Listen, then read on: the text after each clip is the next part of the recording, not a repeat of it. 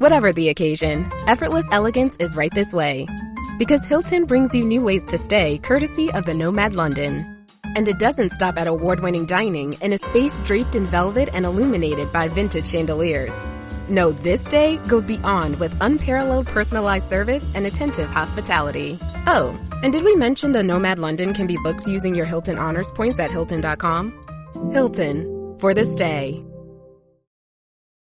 What's happening, my Night God people? Hope y'all are doing well. So, I remember a couple weeks ago when I did the video about the zombies, or the alleged response team member wearing a bug or a camera into a briefing for an up-and-coming zombie mission.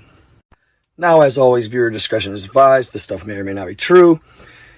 It is alleged that this closely follows a story or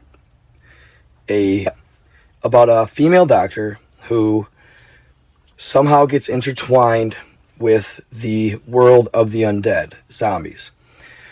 And what she does is she starts hunting them.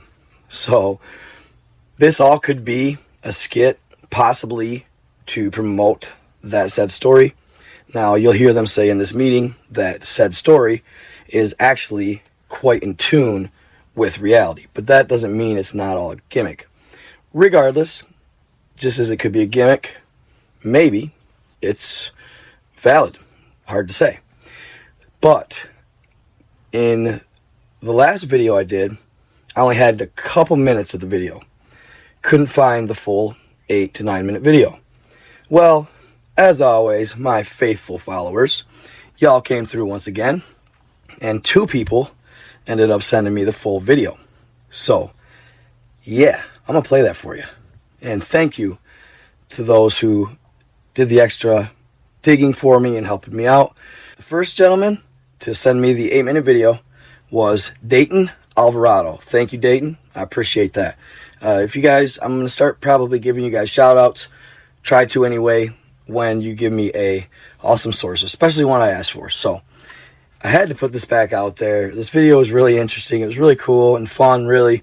Hopefully it's fiction, but you never know, I suppose. It's always fun. Truth is stranger than fiction. Most, not all the time, but a lot of times. So keep that narrative in mind. And after you're done watching this, or after I'm done making this video, I'm going to tune into some more. There's been some awesome content online lately. A lot of stuff going on. So I got some catching up to do. Stay tuned, and there will be a few videos, at least tonight and tomorrow. So thank you guys, and enjoy. Let me know in the comments what you think. Most of you have never heard of the Zombie Hazard Unit. Those of you who have will try in vain to find me after you see this. For the rest of you, the activities of this top secret working group have never before been revealed until now. They don't want you to know they exist. There are those of us in the community who feel the public has a right to know of the imminent threat we all face. The following is a briefing, covertly recorded, of the Zombie Hazard Unit at work. We need to get this meeting started. Before we begin, I'm going to make sure that everybody has picked up their copy of the briefing notes. There are more details. I'm going to give you the outline. Good afternoon, ladies and gentlemen. I've called this special meeting of the Zombie Hazard Command because we have vital new information and new problems to discuss. Go through some security. Bear with me a moment. All right, first, a little housekeeping. National Security Order 21Z, it passed. Our operational authority is supreme. Use it. Now back to the topic at hand. As you know, we've been battling a unique biological threat and we've made little progress. Lack of any live specimens. If a body's found at all, it's already permanently dead. Now, we finally have a live specimen. But before you get too excited, let me stress that it's only one. We need more. So why does this problem exist? Well, the reason for problem number one is problem number two. We have an unknown assailant or assailants.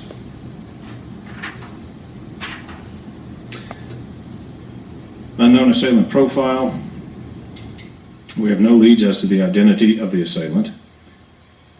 Ballistics are untraceable. That's not exactly true. We do know at least most of the time they're using Z-Max ammunition. Weapons in use are 9mm, .45 caliber, and edged weapons. Probable gender, male. Body type, they're strong, muscular, athletic. They're well armed and well trained with munitions. They have a possible military or police background, and they're probably skilled in a variety of martial arts to include hand-to-hand combat. If you're on scene, look for someone fitting this profile. Apprehend if possible, eliminate if necessary. For you jokers out there, I know this describes everyone on the Z teams, so know your team members. All right, y'all, so I'm going to chime in throughout this video and kind of give my input. So here they're talking about an unknown assailant. So they didn't really exactly specify, but I'm guessing that it's either the person behind the zombies or our rogue zombie killer who's allegedly possibly a doctor, but I've heard that she was female, not male, but it's hard to say. We all know that with government, regardless of whether or not this person is helping them get rid of the zombies, they would attempt to apprehend that person for questioning, etc. It's kind of like the vigilante justice thing. They just don't really like vigilante justice. So, assuming that this is all real, or in the scenario that it is real, I picked this up as they're like a underground hero, not necessarily the person behind these zombies. But let me know what you think. Up that they also talked about possible specimens to run testing on. They hadn't had any, but now they got one. Problem number 3, identification of infectious agent. Here's where it gets interesting. We now have research notes from a top U.S. scientist who is intimately familiar with a zombie infection. He studied both the pre- and post-mortem zombie condition before PD. He has identified and named the virus, Cryptonecrophagia vulgaris. Cryptonecrophagia vulgaris. Now that's a mouthful. CNV. It's a retrovirus, and there's no cure. This scientist's notes indicate prions may also be involved in the infectious process. However, at this point it remains unclear what, if any, role they play. Remember the single life subject I mentioned earlier? Unfortunately, the subject and scientist are one and the same. We do not know how much time he has left before he's no longer of any use, except perhaps for dissection.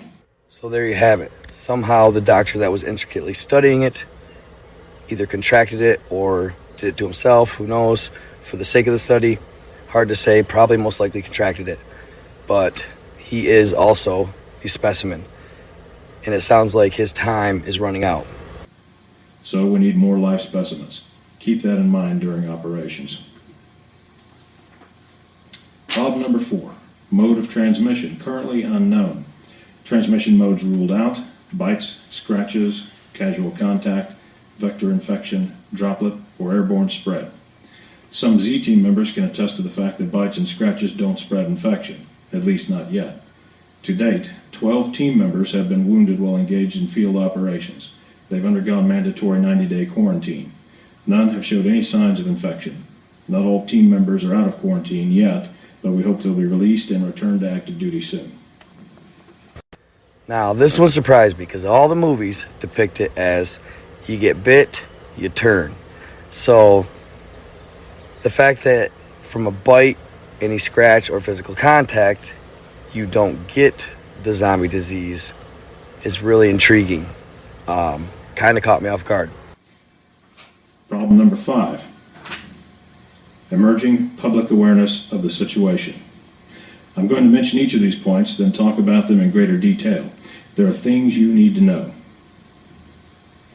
First, the Coconut Grove fly-in. Many of you were there. Then there's the Miami incident. Some of you were there. The CDC Zombie Apocalypse Preparedness Release. DHS released a fake zombie preparedness story. Then there's the recent purchases of large quantities of ammunition. About the Coconut Grove fly-in, Z-Teams 1, 2, and 3 cleaned down a zombie cell. That got a lot of public attention. Our cover story was that this was an urban assault exercise in preparation for the upcoming UN meeting. For now, our cover story is holding, but one got away. That led to the Miami incident. That should never have happened. About the Miami incident. Some of you were there. Our cover story was bath salts. That was blown when the autopsy results were leaked. There were no bath salts present. We're still dealing with the fallout, and we're investigating the leak. The CDC Zombie Apocalypse Preparedness release, it was sent out against our wishes. Then they changed their story. This brought even more attention to it than if they'd just left it alone. Next, DHS released a fake zombie preparedness story, also against our wishes, but it's out there, so we're going to use it as our cover story. Next month, DHS is running a 1,000-person training exercise in San Diego. Z-Teams 2, 4, and 5 will be doing a cleanup operation in another part of the city at the same time. This gives us plausible deniability. I shouldn't have to stress how important this is. Make certain none of them get away. So this is kind of crazy. Remember when the CDC put out the zombie apocalypse preparedness form? And remember when Amazon put out you could use their lumber in the case of a zombie apocalypse. I remember everybody kind of taking it as a joke, laughing about it all. But anyway, I don't remember the DHS putting anything out or their 1,000-person exercise, but who knows. Then they talk about the Coconut Grove flyover. Never really heard of that. Let me know in the comments, I guess, if you have. I never really looked into it, or haven't looked into it, I guess. But I do remember the Miami incident. That was a big deal. But yes, they said it was bath salts. I'd never heard about them releasing anything saying that it wasn't, but I guess, who knows. Let's just say if this, they're doing a pretty elaborate job here. It's pretty interesting, pretty neat regardless. So, intriguing nonetheless. We don't want another Miami incident. About the ammo purchases. We've used news and various media outlets to float the idea that unprecedented large ammo purchases are for government agencies to defend against civil unrest in anticipation of economic collapse. Those of you in this room know all too well that this is a much nicer bedtime story than the truth. Reality is much less pleasant. Right now, the cover story is working. See, myself, I thought the ammo purchases were in part because of the election and because of, obviously, COVID. Problem number 6, weakening of current cover stories. Bath salts. In Florida, bath salts was a go-to drug of choice. The autopsy leak created problems for this story. Other drugs, synthetic marijuana and S21, were floating these in Louisiana, Pennsylvania, and Michigan. Crazy people were floating this idea in Louisiana, New York, and Chicago. Animal attacks were floating that story in Georgia, Arkansas, and Oklahoma. We estimate 2 years of viability for these cover stories. Finally, problem number 7, public distribution of full disclosure of current operations. Some brainiac has lined up all the recent events and past history like beads on a string. We don't know where he's getting his information, but too much of the actual facts of our operation are woven into the story. It's not coincidence. He's getting his information somewhere. The story is Dr. Eve Zombie Killer. There you go. That's the story. Dr. Eve Zombie Killer. I haven't really looked into it or anything like that, but I imagine it's pretty cool. So I may look into it after this. But there you go. It supposedly has a doctor who's a rogue zombie killer. Really cool, really interesting theory or theme, I guess you'd say. Definitely worth a look. It's presented as a fictional novel. LabyrinthOfArts.com is an independent website where the book can be found. For those of you who are wondering, we currently have no plans to shut down this website. We need to gather further intelligence, find out what their sources of information are, and plug whatever leaks we find. Right now, John Q. Public does not know what's happening. We'd like to keep it that way. If you have any questions, I'll address them in my office after the meeting. You now have the facts as we understand them. This briefing is adjourned. Thank you. Good afternoon, ladies and gentlemen. Good day.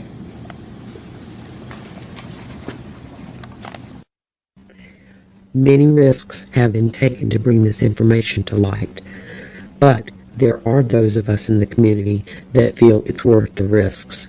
We believe the public has a right to know what's going on and how it's being covered up. This is real. It's happening now, all around you. There you have it, guys. What do you think? Is this real, or was this all to just promote that book? It could be either or, I guess. Very interesting. Let me know what you guys think of it in the comments. Either way, it's an awesome story, good fun, and interesting to ponder over, because the zombie apocalypse thing is a narrative that people seem to vibe with, right? So, like I said, I hope you enjoyed. I love you guys, and check out my other video on the Backrooms. If you need a little more background information on it, check out YouTube and just type in the Backrooms. The videos are going wild. It'll give you a little more background, and then maybe you'll find that video a little more intriguing about how to survive the Backrooms. It doesn't seem to be as popping on Facebook for some reason, but yeah, on YouTube, dude, it is live, so check it out. I am out.